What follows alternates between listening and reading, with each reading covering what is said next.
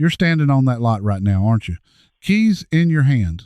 That big SUV sitting there, shiny, clean, priced just low enough to feel like a steal, and something in your gut is whispering, why is this thing so cheap?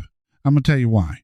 Some of the most popular SUVs on the road today are about to become worthless in 2026.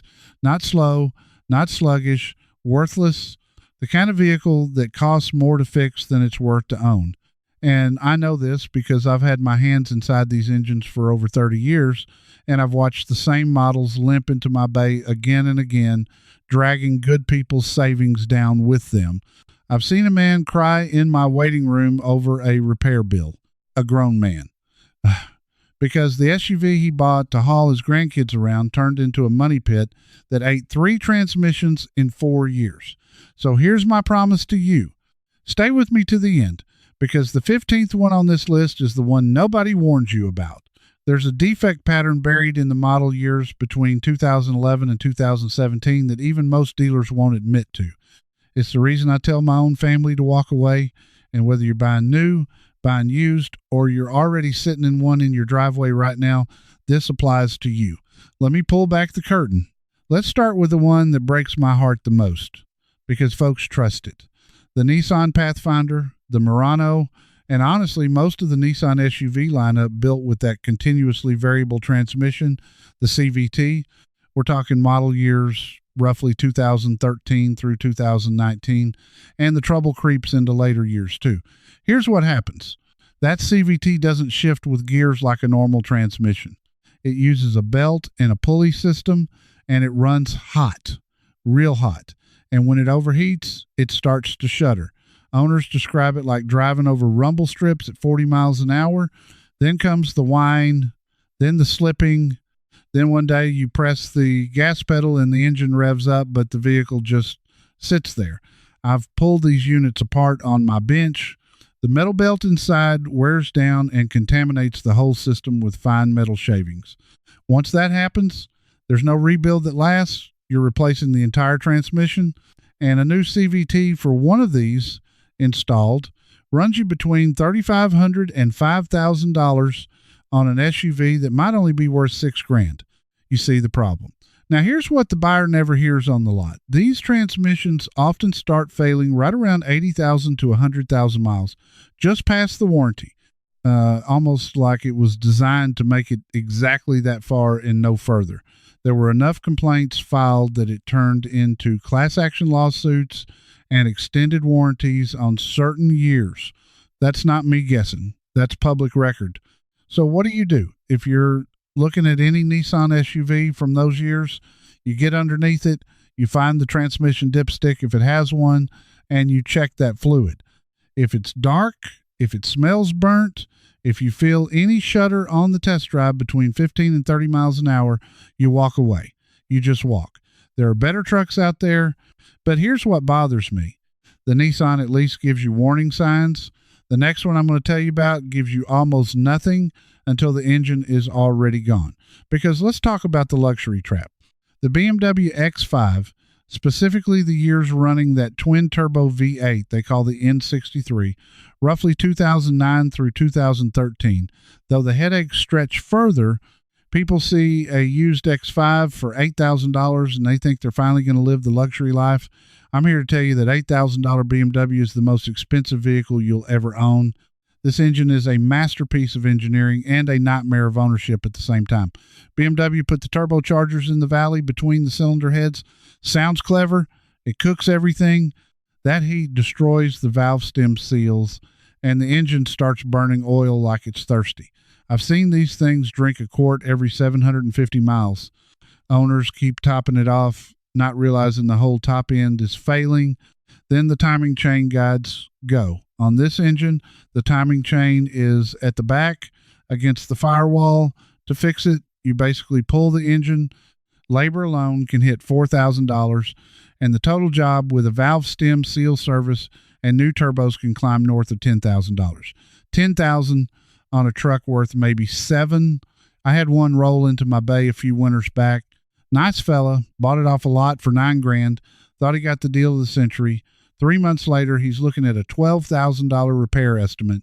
He just stood there staring at it. I felt for him because nobody told him. The dealers sure didn't. BMW actually knew. There was a customer care package, an extended service they quietly offered on the N63 to deal with these exact failures. When a manufacturer voluntarily extends coverage on one specific engine, that tells you everything. They knew, and they sold them anyway. So if you want the badge, understand what you're really buying. But you might be thinking, fine, I'll skip the German stuff and get something rugged, something British, something built for the wild. Therefore, let me save you from the biggest money pit on four wheels, the Land Rover, Range Rover, and the Land Rover Discovery. Oh, I could talk for an hour. These are gorgeous machines. They look like money. They drive like a dream for the first year. And then they systematically dismantle your bank account. Where do I even start? The air suspension. Instead of regular springs, these ride on airbags at each corner, and those bags fail. When they do, the truck sags down onto the ground overnight like a wounded animal, and you're looking at $1,500 to $2,500 per corner to fix. And the compressor that runs it fails too, another $1,000 or more. Then the cooling system. Then the electrical gremlins that make the dashboard light up like a Christmas tree for no reason a computer can explain. I've seen Range Rovers where the infotainment screen just dies, where the doors lock and unlock on their own, where the whole thing throws a limp mode fit and refuses to go over 25 miles an hour. The reliability surveys back this up hard. Year after year, in the big dependability studies, Land Rover parks itself at or near the very bottom. Dead last is a regular home for them, and the repair costs, the industry cost estimates, put Land Rover ownership among the most expensive of any brand on the road, often more than double what you'd spend on a comparable Japanese SUV over 10 years. Here's my rule, and I give this to everybody. A used Range Rover past its warranty is not a luxury vehicle. It's a very expensive science experiment. If you buy one, you better have $10,000 sitting in a separate account just for repairs, and you better be prepared to spend it. I'm not being dramatic. I'm being your mechanic. But at least with the Land Rover, everybody kind of knows it's a gamble. The next few I'm going to tell you about hide behind a reputation for being sensible family haulers. And that's exactly what makes them so dangerous to your wallet. So let's talk American. And I say this as a guy who loves a good American truck. The Cadillac SRX and a whole family of General Motors crossovers from the late 2000s into the 2010s. The SRX, especially around 2010 to 2015, has a timing issue and a water pump that seems to fail on schedule. But the bigger GM story is the ones everybody bought. The Chevy Traverse, the GMC Acadia, the Buick Enclave, the Saturn Outlook, all built on the same platform with that 3.6-liter V6 engine. Model years around 2007 through 2013 are the rough ones. That engine has a timing chain that stretches. When it stretches, it throws a check engine light, it runs rough, and if you ignore it, it can jump timing and destroy the engine entirely. The timing chain job on these, done right with all the guides and tensioners, runs you $2,000 to $3,000. And here's the kicker. A lot of owners get told it's just a sensor. They replace the sensor, the light comes back, and by the time somebody figures out it's the chain, the damage is done. These same vehicles also love to eat water pumps and have well-documented problems with the power steering and the air conditioning. I've had a Traverse in my bay where the AC compressor grenaded and sent metal through the whole system. That's a $2,000 afternoon right there. I'm not telling you every one of these is a ticking bomb. I'm telling you the failure rate is high enough that when I see one come up for sale cheap, I know why it's cheap. The first owner got out before the timing chain got him. Here's what you can do. On any of these 3.6-liter GM crossovers, cold start it. Listen in the first 2 seconds after the key turns. If you hear a rattle, a chain slap sound before the oil pressure comes up, that's the timing chain telling you it's stretched. Walk away. That sound is a $3,000 sound. Now, you're probably noticing a pattern here. Therefore, let me name what's really going on, because we've crossed that point now where I owe you the truth about why this keeps happening. None of this is an accident. These companies employ some of the smartest engineers on the planet. They can build an engine that runs 250,000 miles. They've done it. So when an SUV consistently fails right after the warranty expires, that's not bad luck. That's a business model. There's a thing in the industry called planned obsolescence, and the fancier version is designing to a warranty window. The vehicle is engineered to comfortably survive the 60,000 or 100,000 mile warranty, and then right on the other side of it, the expensive parts start giving up. Because a customer whose truck dies at 110,000 miles is a customer who comes back to the showroom to buy a new one. A truck that lasts 300,000 miles is a lost sale. The dealerships play their part too. That certified pre-owned sticker, that extended warranty, they push so hard. They push it hard because they know, they've seen the repair data. They know which models come back. They're not selling you peace of mind.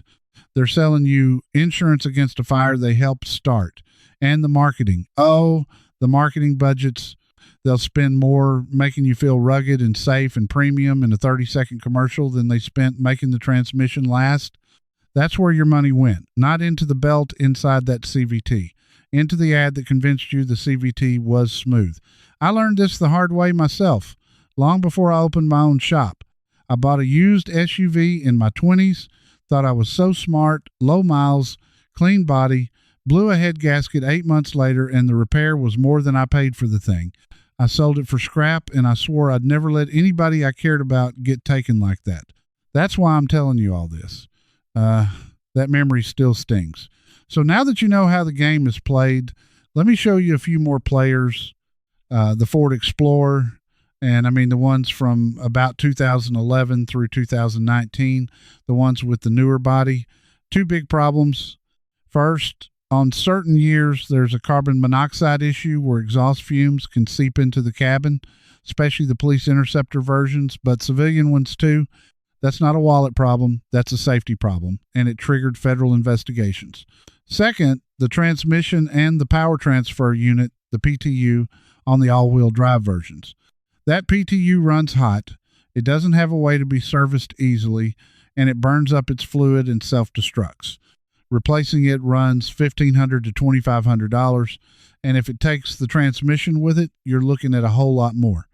The 1.6 and 2-liter EcoBoost engines in some of these also had coolant intrusion problems that could crack the block. Now, before I show you the next few, let me hand you something that turns everything I'm teaching you here into a permanent shield. Picture yourself back on that lot next weekend, staring at a shiny SUV, and this time you feel that same gut whisper, but you've got no way to prove what's hiding under the hood.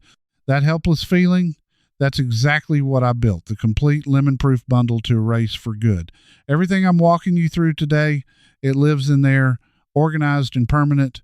The reliability matrix separates the hype from the hard data, so you stop guessing. There's a whole section on the exact engines and transmissions to avoid, laid out by model year and engine family, so you can spot a doomed CVT or an oil-drinking V8 before you ever shake a hand. It shows you how to read the NHTSA complaint data the way a safety engineer does, how to audit the technical service bulletins to catch systemic failures early, and how to decode class action settlement records to dodge proven lemons. And here's a check you can do for free tonight. Right at your kitchen table, pull up that federal complaint database yourself, type in the exact engine code of any SUV you're eyeing, and read what real owners filed. You'll see the same failure patterns I've been describing in black and white, straight from the public record. That's the muscle the books teach you to flex every single time. The fastest way to get the books is to scan the QR code right there on your screen, or go to the link in the description or the pinned comment. And here's why it matters now, not someday. That next car purchase is coming whether you're ready or not, and the wrong signature costs you thousands you'll never get back. Do the homework once, and it protects you for every vehicle you'll ever buy. All right? Keep that in your back pocket, and let me keep going. I've had Explorers in my bay where the owner had no idea the PTU even existed until it was smoking. Ford doesn't exactly put that in the brochure, but you know what? At least the Explorer is a real body-on-nothing crossover doing crossover things. The next one pretends to be bulletproof, and it absolutely is not. The Jeep Grand Cherokee particularly with that 3-liter EcoDiesel and honestly the whole air suspension computer heavy lineup from around 2011 through 2017. The EcoDiesel had EGR cooler failures, oil cooler failures, and it landed in recalls. But even the gas ones, the ones with all the electronics, they throw random electrical faults. The totally integrated power module, the TIPM, is a notorious box that controls everything and fails and does bizarre things like the fuel pump running when the car is off or the wipers turning on by themselves. A tip-em replacement is around $900 to $1,500, and diagnosing it can be a nightmare because the symptoms are so random. I've spent hours chasing a Grand Cherokee electrical ghost that turned out to be that one module. Meanwhile, the air suspension on the higher trims fails, just like the Land Rovers does, sagging and costing you thousands. People buy the Grand Cherokee because it looks tough and it's got that Jeep name, but tough looks and long-term reliability are two very different things, and the repair data on these tells a rough story. Now, I want to stop right here because I know some of you watching are getting a sinking feeling in your stomach. You already own one of these. You're sitting in your driveway right now, or you're at work, and one of these SUVs is parked outside, and you're thinking, it's too late for me. I'm already stuck. This part is for you. Listen close. It is not too late, and there are things you can do this weekend in your own driveway for almost nothing that can catch these failures early or slow them way down. First, fluids. I don't care what SUV you own. If it's got a CVT or an automatic transmission and you haven't changed that fluid, get it changed. Or if the manufacturer says it's lifetime fill, that's a lie. Get it done anyway on a sensible interval. Heat kills transmissions, and fresh fluid runs cooler and cleaner. On that Ford PTU I mentioned, you can actually have the fluid changed, even though Ford calls it sealed. A shop can drill and fill it. That $200 service can save you a $2,500 failure. Do it. Second, listen to your vehicle every single cold morning. That first start before the engine warms up is when it's most honest with you. Rattle on startup, that's a timing chain or oil pressure warning. Whine that changes with speed, that's your transmission. A knock deep in the engine, get it looked at now, not in 6 months. Your SUV is telling you what's wrong. You just have to listen in that quiet first moment. Third, get yourself a cheap code reader. They sell for $20 to $30 now. Plug it into the port under your dash, and it'll pull the trouble codes before the failure gets catastrophic. A stored code for a timing correlation problem or a transmission slip is your early warning. You catch it early, you might spend a few hundred. You wait till the light's flashing, you're spending thousands. Fourth, and this is the big one, check your oil level religiously. If you own one of those oil burning engines like the BMW N63 or certain EcoBoosts, those engines will drink themselves dry between oil changes and starve the bearings. 2 minutes with a dipstick once a week can save your entire engine. I mean it. That's the difference between a $5 quart of oil and a $10,000 rebuild. You are not helpless. The people who profit from these failures are counting on you being passive, waiting, ignoring the little signs until the big bill arrives. Don't give them that. A driver who checks his fluids and listens to his engine takes the power back. I've seen owners get an extra 100,000 miles out of a questionable SUV just by staying ahead of it. You can be that owner. All right. Therefore, with that in your pocket, let me keep going because there's still a few more you need to know about before we get to the big one. The Volkswagen Touareg and the Audi Q7 from the mid-2000s sharing a lot of parts with that Porsche Cayenne of the era. Beautiful, capable, and absolutely brutal to maintain. The V8 versions had timing chain jobs that could run $4,000 to $7,000 because, again, the chain is at the back of the engine against the firewall, so you're pulling the drivetrain to reach it. Air suspension failures, electrical issues, and parts that cost double what you'd expect. A used Touareg for $5,000 is a trap the same way the X5 is. The Infiniti QX56 and QX80 and the Nissan Armada they're based on, big, thirsty, and they've got their own transmission and brake issues. plus repair costs that surprise people who thought they were buying value. The Infiniti QX60, which is really a dressed up Pathfinder, carries that same CVT curse I already warned you about. The Dodge Journey, I'll be quick. It's one of the cheapest 3-row SUVs you can find used, and there's a reason. Underpowered base engine, brakes that wear fast, electrical quirks, and interiors that fall apart. It's cheap to buy and expensive to keep on the road, which is the worst combination there is. The Mercedes-Benz ML Class and Good Luck Class from the 2000s, air suspension, again, electrical systems, again, that balance shaft and timing gear issue on certain V6 engines that could cost you $5,000 or more, and Mercedes actually faced legal action over it. A luxury badge does not mean a reliable truck. Often it means the opposite, because there's just more expensive stuff to break. And the Chevy Equinox and GMC Terrain with that 2.4-liter engine, roughly 2010 through 2017, these burn oil badly because of a piston ring problem. Owners find out when the engine light comes on, or worse, when it starts knocking from oil starvation. There were lawsuits over this too. A lot of these engines needed new pistons or complete replacements, and that's a several $1,000 hit on an economy SUV. You see how the list keeps growing. And every single one of these was sold to somebody as a smart, safe, family-friendly choice. That's what gets me. These weren't sold as gambles. They were sold as the responsible option, but I promised you the one nobody warns you about, the one I tell my own family to avoid. So let me take you there now, because this is the payoff, and it's the one that surprised even me when I dug into the data. For years, I kept seeing a specific pattern in my bay, and I couldn't quite name it until I went looking through the reliability studies and the complaint databases myself. Here's the truth that got buried. Everybody, and I mean everybody, believes that a certain class of mid-size SUV built between 2011 and 2017 is the safe, sensible, can't go wrong choice. The ones with the reputation, and I'm not going to trash an entire honorable brand because plenty of their trucks genuinely last forever, and I'll tell you which in a second.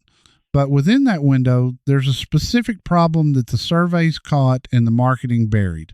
It's the sludge and oil consumption problem tied to certain four-cylinder engines across multiple brands in that era, combined with these overcomplicated all-wheel drive and start-stop systems that were rushed to market to hit fuel economy targets.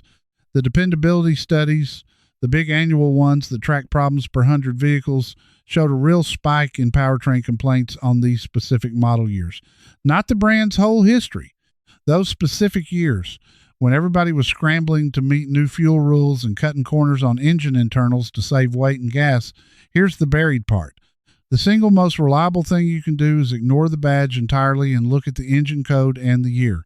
An honest independent mechanic, and there are databases that track this if you know where to look, will tell you that a naturally aspirated V6 from before all this turbo and start-stop madness will outlast the fancy new efficient four-cylinder turbo by 100,000 miles or more. The old, simple, boring engine is the treasure. The new, complicated, fuel-sipping one is the trap. So here's my secret finale, the thing I want you to actually do before you go car shopping this weekend. Forget the brand reputation. Forget the commercial. Pull up the specific engine that's in the specific SUV you're looking at and search that engine code with the word problems or the word failure. Not the brand, the engine, because the same brand will sell you a bulletproof V6 in one model and a self-destructing Turbo 4 in the next, and they'll both wear the same shiny badge. And the overlooked gem, you want to know what actually lasts, the SUV. I see cross 200 and even 300,000 miles and just keep going. It's the plain, unglamorous, naturally aspirated ones, a midsize SUV with a simple V6, a regular old-fashioned automatic transmission with actual gears, no air suspension, no fancy start-stop, no turbo, the Toyota and Lexus 5.6 platforms from that era, the 4-liter and 3.5-liter engines, the ones nobody makes YouTube thumbnails about because they're boring. Boring is what lasts. Boring is what saves you $30,000 over 10 years. That's the truth. The marketing budget spent millions to bury. Simple, proven, unexciting engineering beats flashy new tech every single time when your own money's on the line. The honest sources, the raw complaint data, and the mechanics who actually turn the wrenches, they've known it all along. Now you know it too. Think about what that means. Every dollar those companies spent convincing you that newer and more high tech meant better, they were selling you the opposite of reliability. The most dependable choice was sitting there the whole time, cheaper, plainer, and quietly outlasting everything on this list. You just had to know to look past the shine. So let me bring this home for you. If you take one thing from me today, let it be this feeling right here. That relief in your chest, knowing you almost signed for something that would have bled you dry, and now you won't.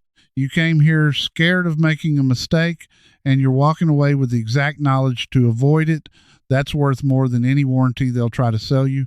You're not the kind of person who gets talked into things. You're the kind who does the homework, who wants the straight truth, who'd rather drive something plain and reliable than something flashy that leaves you stranded. That's exactly who I made this for. You already know what to do now. You'll check that engine code. You'll listen on that cold start. You'll walk away from the shudder in the test drive. You've got it. Now do me a favor and tell me which one of these is sitting in your driveway right now, or which one were you about to buy? Was it the Nissan with the CVT that shudders, the BMW X5 with that oil-drinking N63, or one I didn't even get to? Drop it in the comments right now and tell me what you drive and where you're watching from. I read them and I answer as many as I can, because your story might be the warning that saves the next person scrolling by. And if you refuse to be another person who got burned by a lot full of pretty lemons, then you belong with the rest of us here who check under the hood before we sign. Stick around, keep protecting yourself, keep that little code reader in your glove box, and make it a habit. Because next time, I'm going to show you the 5 used trucks I'd buy with my own money tomorrow, the ones I see hit 300,000 miles without a single major repair. There's one full-size pickup on that list that costs half what its reputation says it should, and once word gets out, that bargain won't last. I'll see you there. That's the overview, but I couldn't fit everything into one video. If you'd like to go deeper with me, the full inspection checklist lives inside the Garage Bench Club. In there, you can ask me your own question, and I answer you myself, a real person, not some machine. You'll belong right alongside car buyers just like you. Just point your phone's camera at the code on your screen. Cancel anytime. One click. No risk. Now you know which SUVs to avoid. But trucks are falling even faster. Let me show you the ones losing the most money right now so you don't get caught out. That video is starting for you next.